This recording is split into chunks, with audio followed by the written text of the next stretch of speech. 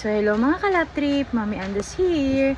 So dahil po 18 years wedding anniversary namin ng inyong Daddy Gilbert, ay mag-share po ulit ako ng another inspirational video, experiences and realization tungkol naman po sa mag-asawa. So ayun po mga kalap trip, alam niyo po ba na bata pa lang ang inyong Mami Anda ay lagi na po siyang humihiling at nagdadasal kay Lord na sana pag binigyan siya ng asawa ay hindi lasinggero at irresponsable. Bata pa lang po kasi ako, namulat na po ako sa mga magugulong pamilya. Yung tipong pag may nalalasing, maghahanap ng away. So yun po talaga, bata pa lang ako, hinihiling ko na kay Lord na sana wag niya ako bibigyan ng lasinggerong asawa. At dahil nga po sa kakadasal ko na yon, isang gabi, na naginip ako na kinakasal ako sa isang malaking tao na hindi ko nakikita yung muka.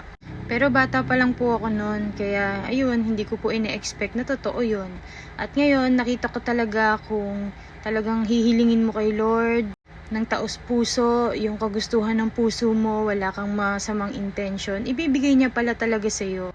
At hindi lang kung ano yung hinihiling mo, kundi higitan niya pa. Yung mas best pa sa mga dasal mo ang ibibigay niya sa'yo, lalo't alam niya na makakabuti para sa'yo. So isa po yun talaga sa sobrang pinagpapasalamat ko sa Diyos na binigyan niya ako ng hindi lasinggerong asawa, kundi responsable, mapagmahal at talagang laging nandyan para tulungan ako, alalayan at maging katuwang ko talaga sa buhay.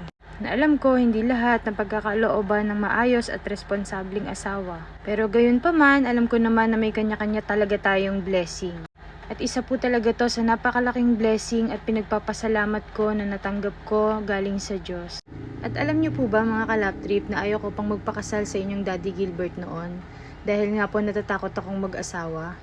Pero dahil sa tiyaga at pagpupursige niya, ayun, napilitan akong magpakasal sa kanya. At doon ko po talaga nakita at napatunayan unti-unti na kung gaano siya kabuting tao, karesponsabling asawa, at higit sa lahat, responsabling ama sa mga anak namin. Kaya po talaga hindi ako nagsisawang magpasalamat sa Diyos dahil sa kabila ng mga pinagdaanan at pinagdadaanan namin, nagiging magaang ang lahat. Dahil binigyan niya ako ng ganitong katuwang sa buhay. Hindi lang asawa, kundi pati best friend, katrabaho, lahat-lahat na eh. Nagiging magulang din siya sa akin ng madalas dahil sa mga pangaral niya. At alam niyo po ba mga kalap trip na hindi talaga kami nagsiselebrate ng anniversary? Kahit Valentine's Day or birthday namin dahil sobrang workaholic talaga namin ng inyong Daddy Gilbert. Wala talaga kaming ginawa kundi magtrabaho lang na magtrabaho at magsika para sa mga anak namin. Naakala namin na yun na yung mas best na mabibigay namin sa kanila.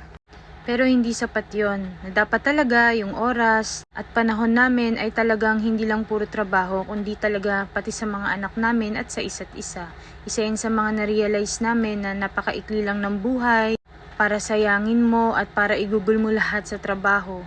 Kasi wala nang ibang pinakamahalaga at kayamanan kung hindi ang buong pamilya at yung mga mahal natin sa buhay.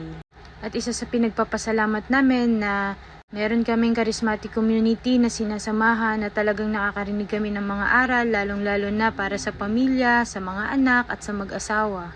Isang biyaya na galing sa Diyos talaga. Pero hindi po perpekto ang pagsasama namin na kagaya nga po ng sabi ko, walang perpektong pamilya, walang perpektong pagsasama at lalong-lalong walang perpektong relasyon. Dahil po sa iba't iba ang experience natin ng kabataan, iba-iba rin po talaga yung ugali natin, iba-iba yung kahinaan natin. Pero ang pinaka-importante po, hindi mo titingnan kung ano yung pagkakamali niya o ano man yung hindi magagandang katangian niya. Dahil walang dapat mangibabaw kundi yung pagmamahal niyo sa isa't isa.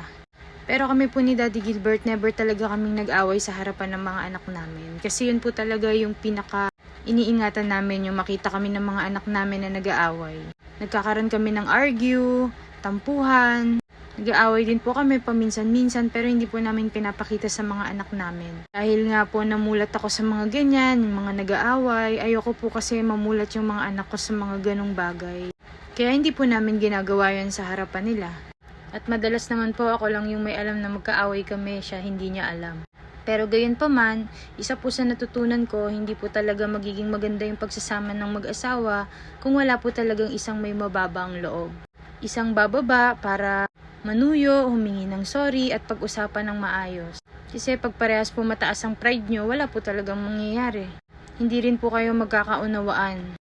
at magiging sanhi po ng madalas na pag-aaway nyo. At isa pa po mga kalap trip, never po kaming nag-away o nagtalo pagdating sa pera. Siguro dahil parehas po kaming lumaki sa hirap, alam namin kung paano mawalan at kung ano yung pakiramdam ng wala.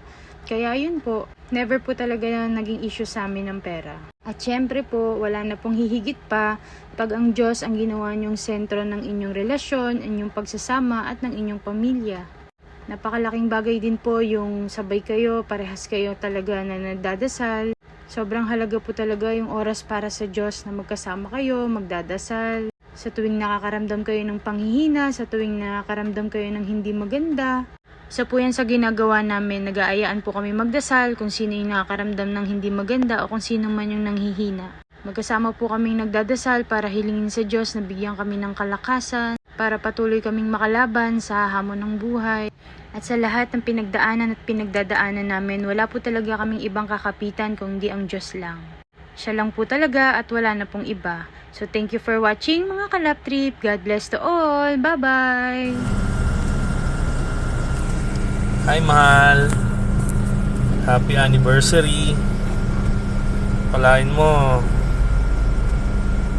18 years na pala tayo. Maraming salamat sa lahat ng sakripisyo mo para sa akin, sa ating pamilya, sa mga bata. Hindi mo kami pinababayaan, inaalagaan mo kami. At saka sa lahat ng mga pagod na tiniis mo para lang mabigyan natin ng magandang kinabukasan ng mga bata. Alam ko nasa stage tayo ng napaka hirap na sitwasyon talaga sa ngayon.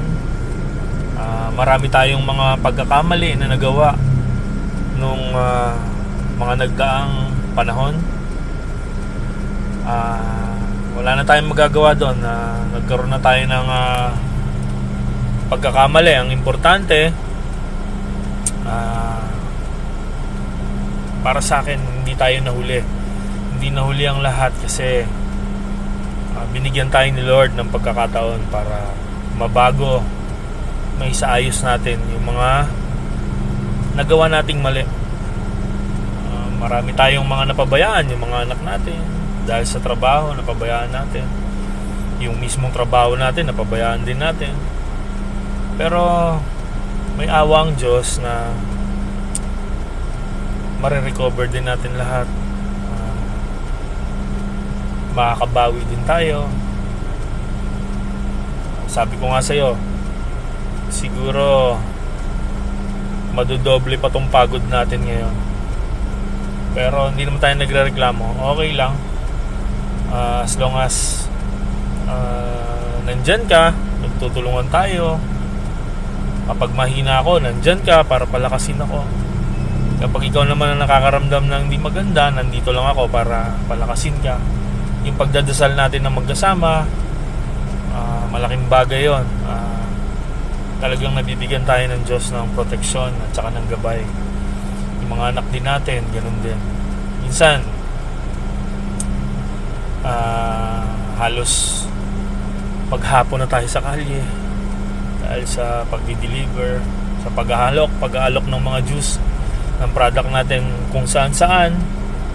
Pero hindi tayo sumusuko. Patuloy tayong nananalangin, patuloy tayong umaasa sa Diyos na isang araw matitisod din natin yung biyayang para sa atin. Just keep the faith and sana mas maging malawak pa yung pangunawa mo sa amin ng mga bata. At yun, yung pagiging madasalin, yung pagsasabuhay ng mga aral na natututunan natin kahit na paunti-unti, hindi naman talaga madali. Sabi nga, pag nagkamali, magpahinga saglit. Pag napagod, magpahinga saglit, magdasal, tapos balik ulit sa dati. Sikapin na may tama kung ano yung mga mali. Yun. Patuloy lang tayong magtiwala sa grasya ng Diyos na nakalaan para sa atin. Yun, dasal lang. Sabi nga, wala namang bayad ang dasal pero may sukle. Kaya keep on praying lang para sa atin. I love you and I will always love you. Happy 18th year of wedding anniversary para sa atin.